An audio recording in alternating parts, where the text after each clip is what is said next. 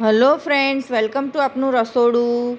આજે અમે તમારા માટે લઈને આવ્યા છીએ એકદમ હેલ્ધી અને ટેસ્ટી, ફક્ત 10 કે 12 જ મિનિટમાં બની જાય એવા બીટ શેઝવાન પાસ્તાની સરળ રીત. બાળકોનું વેકેશન પૂરું થઈ ગયું છે તો બાળકોને તમે લંચ બોક્સમાં પણ આ પાસ્તા આપી શકો છો. આ ખૂબ જ ટેસ્ટી તૈયાર થાય છે.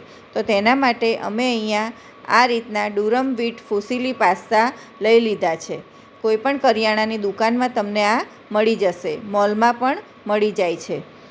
આ રીતના પાસ્તા લીધા છે. તમે આની જગ્યાએ મેક્રોની અથવા તો બીજા કોઈ પણ પાસ્તા લઈ શકો છો. એક બાઉલ પાસ્તા અમે અહીંયા લીધા છે. ત્યારબાદ 2 મોટી ચમચી ટોમેટો કેચઅપ, એક ચમચી શેઝવાન ચટણી, ઓરેગાનો, ચીલી ફ્લેક્સ, થોડું લાલ મરચું, મીઠું, હળદર અને ધાણા જીરું. જો તમારે આમાં લાલ મરચું એડ ના કરવું હોય તો તમારે સ્કીપ કરવાનું. વેજીટેબલની અંદર કેપ્સિકમ, ગાજર અને ડુંગળી લીધી છે. તમે આની અંદર બાફેલા મકાઈના દાણા પણ લઈ શકો છો.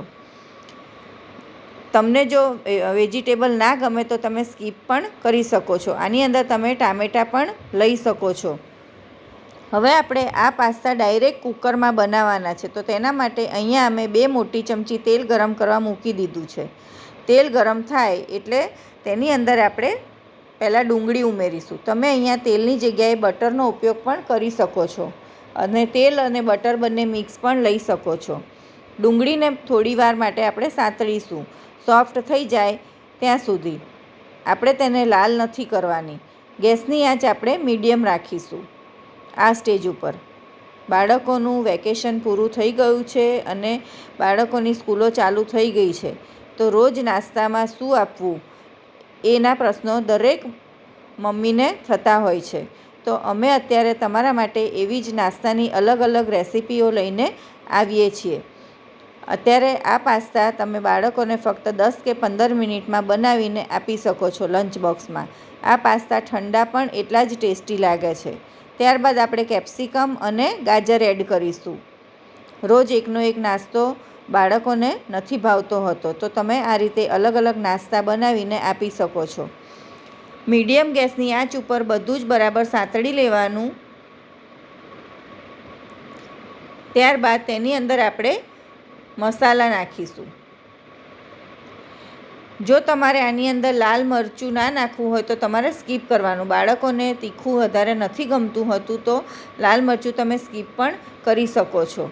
અને જો તમને થોડા સ્પાઇસી ગમતા હોય તો તમે લાલ મરચું વધારે પણ નાખી શકો છો. અત્યારે અમે અહીંયા કાશ્મીરી લાલ મરચું લીધું છે. એ બિલકુલ તીખું નથી આવતું. તેની અંદર મસાલા, પાસ્તા, ઓરેગાનો, ચીલી ફ્લેક્સ બધું જ એડ કરી દઈશું. ચીલી ફ્લેક્સ પણ તીખા હોય છે એટલે તમે તમારા ટેસ્ટ પ્રમાણે આની અંદર તીખાશ રાખી શકો છો. આ રીતે બધું મિક્સ કરી દેવાનું. તમે જોઈ શકો છો ટોમેટો કેચઅપ આપણે અત્યારે નથી નાખવાનો. બધું મિક્સ કરી દીધા પછી હવે આપણે આની અંદર પાણી અને શેઝવાન ચટણી નાખીશું. જો તમારે શેઝવાન ચટણી નાખવી હોય તો તમે શેઝવાન સોસ પણ નાખી શકો છો. આમાં પાણી એડ કરીશું તો જેટલા પાસ્તા લીધા છે તેના કરતાં થોડું વધારે પાણી આપણે નાખવાનું છે, અથવા તો પાસ્તા ડૂબે એટલું પાણી આપણે નાખીશું. અત્યારે હજુ આ પાસ્તા બરાબર નથી ડૂબ્યા તો આપણે બીજું થોડું પાણી આમાં એડ કરીશું.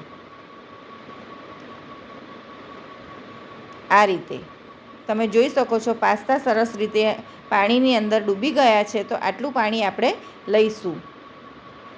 હવે આની અંદર શેઝવાન ચટણી નાખીશું. શેઝવાન ચટણી થોડી સ્પાઇસી હોય છે એટલે તમે તમારા ટેસ્ટ પ્રમાણે વધારે કે ઓછી લઈ શકો છો. આનો ટેસ્ટ આની અંદર ખૂબ જ સરસ લાગે છે. બધું મિક્સ કરી દીધા પછી કૂકરનું ઢાંકણ આપણે બંધ કરીશું. એક વખત થોડું ઉકળવા લાગે આ મિશ્રણ પછી આપણે કૂકરનું ઢાંકણ બંધ કરવાનું છે. તમે જોઈ શકો છો ઉકળવા લાગ્યા છે આપણા પાસ્તા. તો હવે આપણે કૂકરનું ઢાંકણ બંધ કરી અને 3 થી 4 સીટી વાગવા દઈશું. સરસ આપણે 3 થી 4 સીટી વાગી ગઈ છે અને પાસ્તા આપણા રેડી થઈ ગયા છે. જોયું ને, ફક્ત 10 કે 12 જ મિનિટમાં આ પાસ્તા બની જાય છે અને ખૂબ જ ટેસ્ટી લાગે છે. બપોરે બાળકોને ભૂખ લાગે તો પણ તમે આપી શકો છો નાસ્તામાં. તેની અંદર ટોમેટો કેચઅપ એડ કરીશું. તમને વધારે ગમે તો તમે વધારે પણ નાખી શકો છો અને ઓછું સ્વીટ ગમતું હોય તો તમે ઓછો પણ નાખી શકો છો. તમે તમારા ટેસ્ટ પ્રમાણે ટોમેટો કેચઅપ આમાં નાખી શકો છો. હવે આ પાસ્તા થોડા ઠંડા થાય એટલે તેમાંનું પાણી એબ્ઝોર્બ થઈ જશે એટલે આપણે તેને હવે સર્વ કરીશું. તો ફ્રેન્ડ્સ, તમને અમારી આ શેઝવાન વ્હીટ પાસ્તાની રીત કેવી લાગી તે અમને કમેન્ટ કરીને જણાવજો. અને જો તમે ક્યારેય ના બનાવ્યા હોય તો એકવાર ચોક્કસથી ટ્રાય કરજો. ઘરમાં નાના મોટા બધાને આ પાસ્તા ખૂબ જ ભાવશે. તેની ઉપર આપણે ચીઝ આ રીતે છીણીને નાખીશું એટલે ચીઝવાળા પાસ્તા જોઈને જ બાળકો ખાવા બેસી જશે.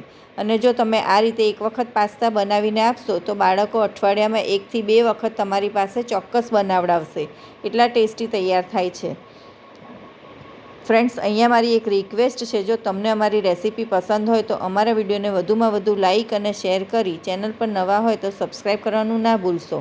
બાજુમાં આપેલા બેલ આઇકોનને પ્રેસ કરજો જેથી આવનારા દરેક નવા વિડીયોની નોટિફિકેશન તમને મળતી રહે. તો ફરી મળીશું બીજી આવી નવી હેલ્ધી અને ટેસ્ટી રેસીપી સાથે. બાય.